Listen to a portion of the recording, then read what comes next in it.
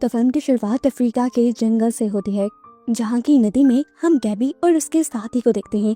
ये दोनों रेंजर्स हैं। ये लोग जंगल में अपना मिशन करने के लिए आए थे और जल्द ही इन्हें मिशन कंप्लीट करके यहाँ से जाना। गैबी अपने ड्रोन कैमरा से जंगल में आसपास नजर रख रही थी और एकदम से उसके ड्रोन कैमरा की किसी के साथ टक्कर हो जाती है और उसका ड्रोन गिर जाता। गैबी कहती है कि मुझे अपना ड्रोन वापस लेना है। वो 2 किलोमीटर ही दूर गिरा होगा। हालांकि उसका साथी उसे वार्न भी करता है कि इस जंगल से कोई भी बचकर कभी वापस नहीं आया।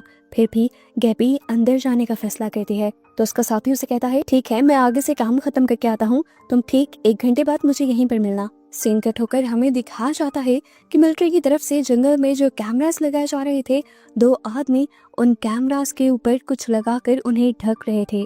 यहाँ गैबी भी उस जगह पहुंच जाती है जहाँ उसका ड्रोन गिरा था। नीचे वो देखती है कि ड्रोन का एक पुर्जा तो यहाँ पर गिरा हुआ है, लेकिन यहाँ ड्रोन नहीं है और हम उसके ड्रोन को एक लड़के की कमर पर बंधा हुआ देखते हैं। इधर गैबी का साथी जब उन कैमरास की हिस्ट्री चेक करता है जो मिलिट्री ने लगाए हुए थे, तो देखता है कि इन कैमरास में तो कभी कुछ रिकॉर्ड नहीं हुआ और उसे पता चलता है कि किसी ने कैमरास के लेंसेज को ही ढका हुआ है। जिसने भी ये किया था उसका मकसद खतरनाक ही होगा। दूसरी तरफ गैबी जब वापस लौटी तो उसे अपना साथी नहीं मिला।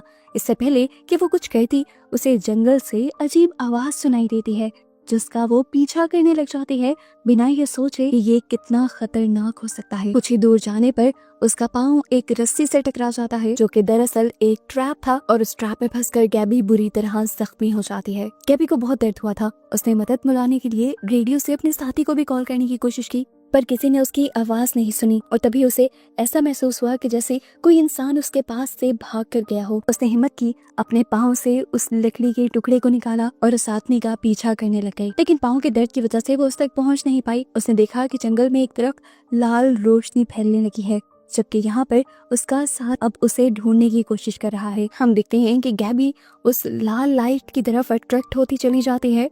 वहाँ से कुछ स्पोर्स निकलते हैं जिन्हें गैबी सूंघ लेती है और गैबी इस टाइम हिप्नोटाइज हुई भी महसूस होती है। गैबी का साथी जो उसे ढूंढने के लिए जंगल में आ चुका था, उसे भी वही अजीब आवाज सुनाई देती है जो गैबी को सुनाई दी थी। वो इस आवाज से इतना ज्यादा डर जाता है कि सामने देखता नहीं और कदम बढ़ा देता है और इस तरह सामने बनी दलदल में गिर जाता है। उसने सामने देखा कि दरख्त के पीछे कोई छुपा हुआ था। उसे लगा कि वो गैबी होगी, इसीलिए वो उस दरख्त की तरफ बढ़ने लगा, लेकिन यहाँ वो कोई इंसान हमें नहीं लग रहा था। दूसरी तरफ हमें गैबी को दिखाया गया जिसे जंगल में एक कैबिन मिला था। कैबिन के अंदर कोई नहीं था। कैबिन में चेक करने के बाद गैबी दर्द से तड़पती हुई वहीं पर गिर जाती है और अपने जख्म पर अपनी ये सॉक्स बांधते हुए वहां सो जाते हैं। उधर गैबी के साथी को वो आवाजें और भी ज्यादा डराने लगी थी। अब उसे ऐसा भी महसूस होने लगा था कि कोई उसके इर्द गिर्द घूम रहा है और अचानक से वो बहुत ज्यादा डर जाता है। जबकि यहाँ गैबी भी देखती है कि उसे वॉमिट हुई है और उसकी वॉमिट में से मशरूम निकला था। ये देखकर वो डर कर उठ जाती है और उसे पता चलता है कि उसने जो देखा था वो उसका ख्वाब था।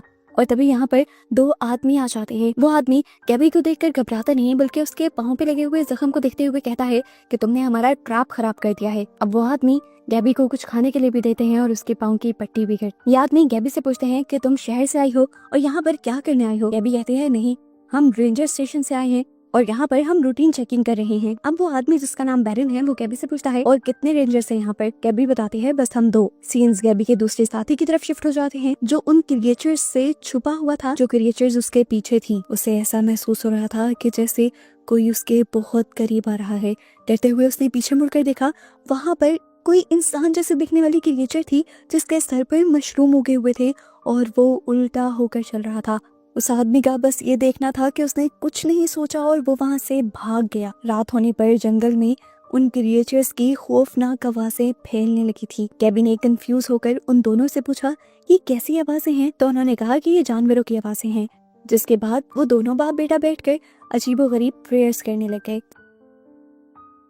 जिसके बाद उन दोनों ने गैबी को खाना खाने के लिए भी कहा, लेकिन गैबी ये कीड़े मकोड़े नहीं खाना चाहती थी। दूसरी तरफ दिखाया गया कि गैबी का साथी जो उन क्रिएचर से बचकर भाग रहा था, उसके सामने वही इंसान जैसी दिखने वाली क्रिएचर आ जाती है और इस क्रिएचर का तो मुंह दरमियान से फटकर उसके अंदर मशरूम्स उगे हुए थे। वो इस क्रिएचर से बहुत ज्यादा डर गया और उल्टी तरफ भागने लगा और इस क्रिएचर ने भी जोरदार चीख मारी और उसकी चीख में हमने कुछ स्पोर्स को भी निकलते हुए देखा। वो लड़का जाकर एक बड़े दरख्त के पीछे छुप गया था लेकिन वो नहीं जानता था कि उसके ऊपर आहिस्ता आहिस्ता हमला हो रहा है। दरख्त की ही कुछ जड़ें और बेलें उसके ऊपर हमला करके उसे पकड़ लेती है। दूसरी तरफ दिखाया गया कि गैबी की पट्टी करने के लिए वो आदमी एक दवाई बनाकर लाया था। दिखाया जाता है कि एकदम से गैबी के जिस्म पर अजीबो गरीब जड़ी बूटियां उगने लग जाती हैं। ये देखकर गैबी डर जाती है और उड़ जाती है। उसे पता चलता है कि ये तो बस उसका ख्वाब था और इस टाइम वो इस कैबिन में अकेली थी। अब गैबी ने उठते ही रेडियो से अपने साथी को कांटेक्ट करने की कोशिश की। रेडियो की दूसरी तरफ उसका कांटेक्ट भी हुआ।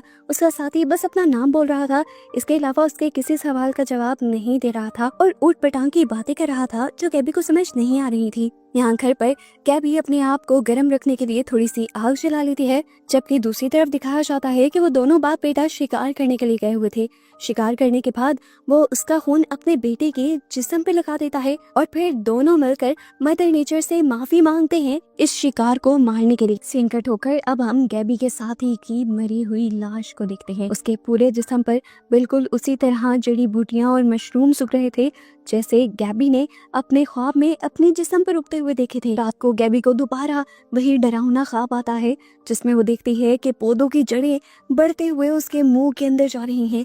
इससे पहले कि कुछ होता, गैबी को वो आदमी जगा देता है। वो उसे बताता है कि कुछ क्रिएचर्स उनके कैबिन के बाहर हैं और उसे बिल्कुल खामोश रहना है क्योंकि ये क्रिएचर्स देख नहीं सकती और उनकी आवाजों से ही उनकी तरफ अट्रैक्ट होती हैं। गैबी हाँ में सर हिला देती है और इतनी ही देर में वो क्रिएचर्स दरवाजा तोड़कर अंदर आ जाते हैं जिनसे ये दोनों बाप बेटा लड़ने लग गए थे। उन्होंने एक क्रिएचर को तो तीर मारते ही गिरा दिया पर दूसरा क्रिएचर अब स्टीफन के साथ लड़ने लग गया। लेकिन यहाँ पर उसके डैड आकर उस एंटिटी से उसे बचा लेते हैं और उसे दूर कर देते हैं। अब दूसरी क्रिएचर अंदर आ जाती है। वो इधर उधर देखते हैं। गैबी और स्टीफन बिल्कुल स्टिल खड़े रह जाते हैं। स्टीफन जिसको आदत थी ये सब देखने की, वो तो जरा सा भी नहीं हिलता, इसीलिए क्रिएचर्स उसे पहचान नहीं पाते। लेकिन गैबी घबरा जाती है और हिलने लग जाती है और इस तरह क्रिएचर उसकी मूवमेंट के जरिए उसकी तरफ अट्रैक्ट हो जाते हैं। इससे पहले कि वो क्रिएचर उसे मार देता, स्टेफन पीछे से आकर अपना चाकू उस क्रिएचर की कब्र में स्टैब कर देता है और इसके बाद पीछे से ही खड़े होकर वो हाथ आगे कर उसके दिल में अपना चाकू स्टैब करते हुए उसे मार देता है। जिसके बाद ये दोनों बाकी आने वाले क्रिएचर्स को भी एक बड़े डंडे से मारते हुए बाहर फेंक देते हैं और ये लोग दरवाजा बंद कर देते हैं। स्टीफन देखता है कि गैबी के जिस्म पर उसे क्रिएचर का खून गिरा हुआ था, इसलिए वो जल्दी से खुद गैबी के कपड़े उतार देता है और उसकी पूरी बॉडी को साफ करने लगता है। गैबी की तबीयत बिगड़ जाती है और गैबी यहाँ पर बेहोश हो जाती है और यहाँ पर स्टीफन के डैड देखते हैं कि इस मर्तबा उसे भी इस लड़ाई में चोट आ गई थी। गैबी को जब होश आता है तो ये आदमी गैबी को बताता है कि ये क्रिएचर्स ह्यूमनॉइड फंगस हैं। वो बताता है कि ये इंसानों के ऊपर हमला करती हैं और इंसानों के ही जिस्म के जरिए जिंदा रहती हैं। वो गैबी को बताता है कि ये क्रिएचर्स इंसानों से भी कई हजारों साल पुरानी हैं और इनकी तादाद दुनिया के सभी ऑर्गेनिज्म से ज्यादा है। ये लोग पहले छुप कर रहते थे पर अब ये बाहर निकल आए हैं और सभी इंसानों को अपने जैसा बनाने के लिए तैयार है। गैबी को उसकी बातों पे यकीन नहीं आता तो बेनेट कहता है कि इंसान होते ही बेवकूफ हैं और तुम भी ऐसे ही इंसानों में से एक हो। खैर आज रात ये सारे सो जाते हैं और रात में दोबारा गैबी को एक डरावना ख्वाब आता है जहाँ पर वो जंगल के बिल्कुल बीचों बीच एक बहुत बड़े दरख्त के सामने खड़ी है। एकदम से कोई पीछे से उसे हाथ लगाता है और तभी उसकी गर्दन पर वो फंगस हमला कर देती है और गैबी डरकर उठ जाती है। उसने देखा कि इस टाइम स्टीफन उसके साथ बैठा हुआ था, इसीलिए वो खुद ही रिलैक्स हो गई। स्टीफन से बातें करने लगी और उसने स्टीफन को अपना फोन भी दिखाया और यहाँ पर इन दोनों ने पिक्चर्स भी ली।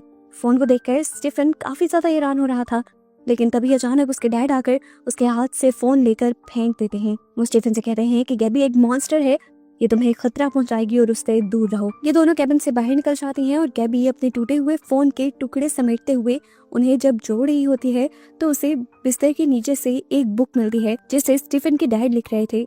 जबकि जंगल में अब हमें दिखाया जाता है कि जो दरख्त गैबी के ख्वाब में आया था उसी दरख्त के सामने इस टाइम वो आदमी खड़ा हुआ था। ये आदमी अपना थोड़ा सा ब्लड इस दरख्त के अंदर देता है और देखता है कि दरख्त के अंदर छोटे छोटे मशरूम्स उगे हुए थे। दरख्त के अंदर से एक अजीब किस्म की रोशनी निकल रही थी और कुछ स्पोर्स भी उड़ रहे थे जैसे दरख्त के अंदर की दुनिया ही अलग हो।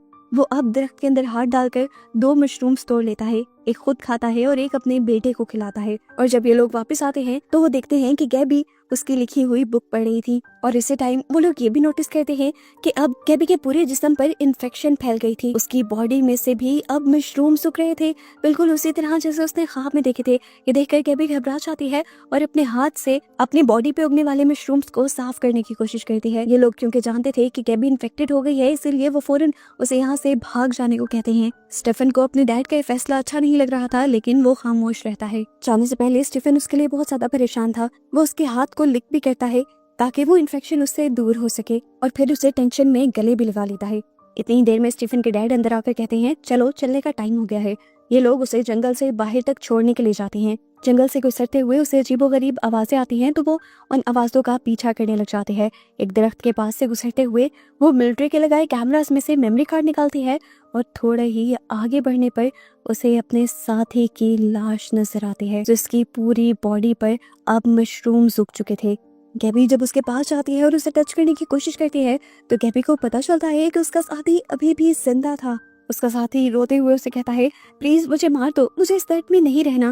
लेकिन गैबी उसे कहती है, नहीं, मैं तुम्हें यहाँ से रेस्क्यू करके लेकर जाऊंगी, हम हॉस्पिटल जाएंगे, तुम ठीक हो जाओगे। इन लोगों की बातों के दौरान पीछे से बैरन उसे मारने की कोशिश भी करता है, क्योंकि वो जानता था कि ये इन्फेक्शन ठीक नहीं हो सकती। पर गैबी उसे रोक देती है और उसे पूछती है, बताओ क्या ये सब ठीक करने का कोई और रास्ता नहीं है? बैरन चुप करके अपना एरो उस आदमी के हाथ में पकड़ा देता है, और वो आदमी उस एरो को अपने मुंह के अंदर स्टैब करते हुए अपनी जान ले लेता है। और अपनी साथी की अपनी आंखों के सामने मौत देखकर गैबी पूरी तरह टूट जाती है। उसकी रोने की आवाजों से यहाँ पर बहुत सारी क्रिएचर्स अट्रैक्ट हो जाती हैं, और बैरन फौरन अपनी जान बचाने के लिए गैबी को यहाँ से भागने को कहता है। कैबिन में पहुंचते ही ये लोग स्टीफन को जगाते हैं, और स्टीफन गैबी को वापस देखकर काफी ज्यादा खुश हो जाता है। यहाँ पर बैरन पैनिक हुए अंदाज में सारी खिड़कियां दरवाजे बंद करने लगता है, क्योंकि क्रिएचर्स अभी भी इनकी कैबिन की तरफ बढ़ रहे थे। खैर रात हो जाती है और हम देखते हैं कि आधी रात में गैबी जब डर कर उठती है तो देखती है कि सच में अब उसकी बॉडी में भी छोटे छोटे मशरूम्स और फंगस पैदा होने लगे थे। वो बैरन से कहते हैं, मैं जानती हूँ कि तुम्हारे पास कोई ना कोई मेडिसिन जरूर है जिसकी वजह से तुम लोग इस इन्फेक्शन से इन्फेक्टेड नहीं हो। लेकिन बैरन उसकी बात का कोई जवाब नहीं देता और इस जगह को छोड़ जाता है। गैबी स्टीफन से पूछती है कि तुम्हारे डैड कहाँ गए हैं इस टाइम, तो वो बताता है कि वो इस टाइम प्रे करने गए हैं। अब गैबी स्टीफन से बातें करने लग जाती है और वो उससे पूछती है कि तुम्हारी मॉम कहाँ पर है। स्टीफन बताता है कि उसकी मॉम जंगल में है। गैबी को ये बात सुनकर काफी अजीब लगता है, उसे स्टीफन की बात समझ नहीं आती। तो ये लड़का कहता है, मैं तुम्हें दिखाऊंगा। ये लोग बातें करते हैं और गैबी स्टीफन को मनाती है कि तुम मेरे साथ बाहर की दुनिया में चलो, मैं तुम्हें एक रेंजर बना दूंगी और वहाँ की जिंदगी यहाँ से बहुत बेहतर होगी। तब स्टीफन उससे कहता है, नहीं, मैं नहीं जाऊंगा, क्योंकि मेरे डैड कहते हैं कि एक दिन हम सब मर जाएंगे और वो दिन बहुत जल्दी आ जाएगा। सीन कट होकर हम स्टीफन के डैड को देखते हैं, जो उसी दरख्त के सामने बैठा प्रेयर से कर रहा था कि एकदम से उस दरख्त के पीछे रेड लाइट निकलने लगती है और वो घबरा कर घर आ जाता है। घर आने पर भी उसके चेहरे के रंग उड़े हुए थे और वो बहुत ज्यादा डरा हुआ दिख रहा था। अगली सुबह होते ही वो आदमी स्टीफन को लेकर उस दरख्त के सामने जाता है और अपना रोज वाला रिचुअल करता है। अपने खून के कुछ कतरे उस दरख्त में डालता है और वहाँ से मशरूम लेकर एक खुद खाता है और एक अपने बेटे को खिलाता है। जबकि यहाँ गैबी जब सोकर उठती है तो देखते हैं कि इन्फेक्शन उसकी बॉडी में बहुत तेजी से फैल रहा था और अब उसकी बॉडी में बहुत सारे मशरूम्स और चीजें उग गई थी। बैरन और स्टीफन घर की तरफ बढ़ने लगते हैं और बैरन नोटिस करता है कि आज स्टीफन बहुत तेजी से घर की तरफ भाग रहा था और घर आते ही वो जल्दी से गैबी को किस कर देता है। दरअसल वो अपने मुंह में रखा हुआ मशरूम गैबी को देना चाहता था जो उसके डैड ने उसे दिया था। गैबी समझ जाती है कि ये वही दवाई है जिससे इन्फेक्शन नहीं फैलता। वो ये खा लेती है और इतने में ही बैरन आ जाता है। बैरन सब कुछ समझ भी चुका था, लेकिन वो उनको कुछ नहीं कहता और गैबी से कहता है कि अब तुम्हारा जाने का वक्त हो चुका है। गैबी जब ये नोटिस करती है कि उस मशरूम ने काम दिखाया था और उसकी इन्फेक्शन एकदम से कम हो गई थी, तो गैबी उससे कहती है कि मैं यही रुकना चाहती हूँ। गैबी ने ये फैसला अपने आप को ठीक करने के लिए लिया था, क्योंकि वो जानती थी कि शहर में इस बीमारी का कोई इलाज नहीं। स्टीफन इस खबर से खुश हो जाता है और वो गैबी को जंगल में रहने के तरीके सिखाने लगता है, शिकार करना सिखाता है और साथ ही साथ तीर चलाना भी सिखाता है। काफी दिन यूं ही गुजर जाते हैं और ये दोनों एक दूसरे के साथ अच्छा वक्त गुजारते हैं। वो अब गैबी को लेकर उस ट्री के पास भी जाता है जिसकी ये लोग पूजा किया करते थे। गैबी हैरान थी कि ये वही ट्री था जो उसने अपने ख्वाब में देखा था। अब घर आकर गैबी उन आदमियों से कहती है कि मैं आप लोगों के रिलीजन का हिस्सा बनना चाहती हूँ। ये सुनकर एक मर्तबा के लिए तो बैरन को गुस्सा आता है, लेकिन फिर वो उसकी बात मान जाते हैं और रात को दोनों बाप बेटा बैठकर एक रिचुअल की तैयारी करते हैं। ये लोग एक जानवर का खून रात में सबसे पहले गैबी के मुंह पर लगाते हैं और फिर बैरन किसी चीज की राख को गैबी के मुंह पर उड़ा देता है और ये होते ही गैबी जैसे किसी दूसरी दुनिया में चली जाती है। वो देखती है कि इस टाइम वो एक झील के पास लेटी हुई थी और वो भी बिना कपड़ों के। एकदम से वो देखती है कि पीछे नदी में से एक लड़का निकल कर आता है। ये लड़का स्टीफन था और इस टाइम वो भी बिना कपड़ों के था। ये लोग यहाँ पर एक साथ कुछ वक्त गुजारते हैं और एकदम से गैबी किसी दूसरी दुनिया में पहुंच जाती है। वो देखती है कि इस टाइम वो उसी दरख्त के सामने थी जो उसने जंगल में देखा था और इस दरख्त के सामने उसे बहुत सारे अजीबोगरीब विजन्स आते हैं। जैसे वो देखती है कि स्टीफन के मुंह के अंदर किसी ने तीर मारकर उसे मार दिया है और गैबी की अपनी भी जान को खतरा है। इस टाइम वो डर कर उठ जाती है और देखती है कि दोनों बाप बेटा उसके पास बैठे हुए थे और उससे पूछ रहे थे कि तुमने ख्वाब में क्या देखा। इससे पहले कि वो कुछ इन्हें बताती, एकदम से उसे दोबारा होश आ जाता है और उसे पता चलता है कि पिछला भी सीन उसके ख्वाब का ही एक हिस्सा था। उसे जब असली दुनिया में होश आता है तो ये लोग दोबारा उससे सेम ही सवाल करते हैं कि तुम्हें क्या हुआ था और तुम इस टाइम कहाँ पर थी। गैबी बताती है कि मैं ख्वाबों की दुनिया में थी और मुझे लगा कि जैसे मैंने वहाँ पर महीनों गुजारे हैं, लेकिन बैरन बताता है कि बस तुम पिछले 4 घंटे से ही बेहोश हो। वो बताती है कि उसने ख्वाब में उस दरख्त को बोलते हुए देखा है। वो दरख्त एक मॉन्स्टर है। बैरन पूछता है तो आखिर वो दरख्त चाहता क्या है। गैबी बताती है कि वो तुम्हारे बेटे की जिंदगी चाहती है, उसका सैक्रिफाइस चाहती है। ये सुनकर बैरन डर जाता है और वो फौरन उस दरख्त के पास जाकर प्रे करने लगता है, उससे माफिया मांगने लग जाता है। यहाँ पर वक्त गुजरता है और हम देखते हैं कि गैबी और स्टीफन की दोस्ती और भी ज्यादा बढ़ चुकी थी। ये लोग एक साथ में खेलते हैं, हंसते हैं और यहाँ बैरन कंफ्यूज रहता है क्योंकि उसे एक बहुत बड़ा फैसला करना था। अगली सुबह होते ही सूरज निकलने से पहले बैरन उस दरख्त के सामने प्रे करने के लिए चला जाता है और इसी टाइम पर गैबी और स्टीफन इस झोंपड़ी से भागने की तैयारी करने लग जाते हैं, जिसका प्लान इन्होंने पहले ही बना लिया था। इससे पहले कि वो लोग यहाँ से निकल जाते, बैरन उनके सामने आ जाता है और वो अपने बेटे से पूछता है कि क्या कमी रह गई थी, तुम मुझे छोड़कर क्यों जाना चाहते हो, जबकि मैंने पूरी जिंदगी तुम्हें प्रोटेक्ट किया, तुम्हें तुम्हारी माँ और बाप दोनों बनकर पाला। तुम जिस दुनिया में जाने वाले हो उस दुनिया में तुम एक रेस का हिस्सा बनकर रह जाओगे। तुम्हें बिना मकसद, बिना फायदे के कुछ भी नहीं मिलेगा और तुम्हें उन चीजों की आदत पड़ जाएगी। वो दुनिया तुम्हारे लिए ठीक नहीं। स्टीफन ये सारी बातें सुनने के बावजूद भी गैबी के साथ जाना चाहता था, पर आखिर में बैरन अब ब्लैकमेलिंग शुरू कर देता है और कहता है ठीक है जाओ, तुम भी जाना चाहते हो ना, पहले मुझे तुम्हारी मॉम छोड़ गई और अब तुम भी छोड़ जाओ। बस ये उसका कहना था कि स्टीफन इमोशनल हो गया और उसने अपने डैड के साथ रहने का फैसला कर लिया। इनकी बातों के दौरान गैबी बोलती है मैं जानती हूँ कि तुमने ही तुम्हारी वाइफ को मारा है, पर वो आदमी कहता है नहीं, उसने खुद अपनी जान लेने का फैसला किया था क्योंकि वो चाहती थी कि उसका बेटा जिंदा रह सके। अब ये दोनों बाप बेटा अपने घर की तरफ बढ़ जाते हैं और गैबी अपने रास्ते की तरफ चल पड़ती है। काफी देर चलने के बाद उसे कुछ अजीब महसूस होता है और वो भागकर दोबारा उनके कैबिन की तरफ जाने की कोशिश करती है। इधर बैरन स्टीफन को लेकर उस दरख्त के सामने जाने लगता है। स्टीफन पूछता है डैड हम कहाँ जा रहे हैं, तो बैरन उसे बताता है हम एक सेक्रीफाइस के लिए जा रहे हैं। यहाँ गैबी जब उस कैबिन में वापस पहुंचती है तो देखती है कि वहाँ पर कोई भी नहीं था। वो यहाँ से अपना बो एंड एरो उठा लेती है जो स्टीफन ने उसे बना कर दिया था। यहाँ रास्ते में स्टीफन बैरन से पूछता है किस चीज का सेक्रीफाइस देंगे, हमारे पास तो कुछ है भी नहीं। तो बैरन उससे कहता है घबराओ नहीं, गॉड हमें सेक्रीफाइस करने के लिए कुछ दे भी देंगे। हम देखते हैं कि गैबी भी इन दोनों का पीछा करती है क्योंकि जो कुछ हो रहा है उसे गैबी समझ चुकी है। अब रास्ते में गैबी के एक ह्यूमनाइड फंगस आ जाता है जो गैबी की मूवमेंट को नोटिस कर लेता है और गैबी उसे देखकर दरख्त के पीछे छुप जाती है। यहाँ दरख्त के पास पहुँचने पर फाइनली बैरन अपने बेटे को यह बता भी देता है कि गॉड ने तुम्हें चुना है सेक्रीफाइस के लिए। ये कहते ही वो उसकी कमर पर हमला कर देता है और अपने आप को बचाने के लिए स्टीफन नीचे गिर जाता है। यहाँ पर गैबी जो फौरन स्टीफन के पास पहुंचना चाहती थी वो उस ह्यूमनाइड फंगस के ऊपर पहले तीर से हमला करके उसे मार देती है और उसके बाद दोबारा उस दरख्त की तरफ बढ़ने लगती है। यहाँ पर स्टीफन अपनी जान बचाने के लिए यहाँ से भागना चाहता था, लेकिन बैरन ने उसे जबरदस्ती पकड़ लिया था और अब ये दरख्त की जड़ें उसके हाथों को भी बांधने लगी थी। गैबी भी सही वक्त पर पहुंच जाती है, लेकिन वो स्टीफन तक नहीं पहुंच पाती क्योंकि दरख्त की शाखें उसे भी किसी ट्रैप की तरह पकड़ लेती हैं। गैबी इन शाखों में से भी अपने आप को निकाल लेती है और जल्दी से बैरन के ऊपर एक एरो से शूट करती है। इस हमले से बैरन ज्यादा जख्मी नहीं होता और वो गैबी के ऊपर ही हमला करता है, जिसकी वजह से गैबी नीचे गिरकर बेहोश हो जाती है। और इससे पहले कि बैरन गैबी को पूरी तरह मार देता, उसे बचाने के लिए पीछे से स्टीफन अपने ही डैड के ऊपर हमला कर देता है। यहाँ गैबी के मुंह के ऊपर अब एक ह्यूमनॉइड फंगस आ गया था जो उसके ऊपर हमला करने ही वाला था कि तभी स्टीफन ने दोबारा आकर गैबी की जान बचाई। स्टीफन जब इन ह्यूमनॉइड फंगस से लड़ रहा था तब बैरन गैबी को बालों से पकड़कर घसीटते हुए यहाँ से ले जाने लगता है।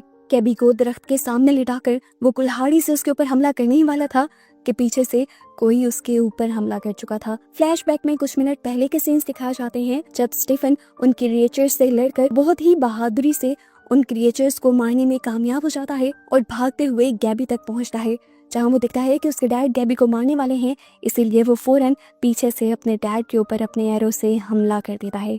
बेरेन इस हमले से कमजोर होकर नीचे गिर जाता है और इस मर्तबा भी अपने बेटे को मैनिपुलेट करने की कोशिश करता है। वो कहता है कि मैं तो बस ये टेस्ट कर रहा था, लेकिन तभी गैबी यहाँ पर दिखती है कि पीछे से और क्रिएचर्स इस तरफ बढ़ रहे थे। वो स्टीफन से जल्द यहाँ से भागने को कहती है और ये दोनों बेरेन को यहीं मरने के लिए छोड़ जाते हैं। ये दोनों कैबिन के अंदर आ जाते हैं और गैबी जब नहाती है तो उसे दोबारा कोई विजन आता है कि वही क्रिएचर्स, वही ऑर्गेनिजम्स दोबारा उसकी बॉडी के साथ कनेक्शन बना रहे थे। और ये देखकर डरते हुए वो दोबारा होश में आ जाती है और अंदर आकर अब बेरेन की बुक को पढ़ना शुरू करती है जिसमें उसने इन मशरूम्स के बारे में लिखा हुआ था। जबकि दूसरी तरफ हमें बेरेन को दिखाया जाता है जो अब खुद इन्फेक्टेड हो चुका था और बहुत तेजी से उसकी बॉडी पर बड़े बड़े मशरूम्स उगने लगे थे। इस टाइम पर वो स्त्री से माफी मांगता है और कहता है कि तुम जो कहोगी, जैसा कहोगी मैं करूंगा, मुझे प्लीज एक चांस तो दो। लेकिन अब ये दरख्त उसकी कोई बात नहीं मान रहा था और हमें पता चलता है असल में ये दरख्त उसकी वाइफ ही थी जो आज से 13 साल पहले इस बड़ी सी क्रिएचर में बदल गई थी। आज उसकी वाइफ उसे वो मशरूम नहीं देती जिससे वो इन्फेक्शन कंट्रोल हो सकती थी और इस तरह बेरेन पूरी तरह इन्फेक्टेड होकर उसी ह्यूमनॉइड क्रिएचर में बदल जाता है।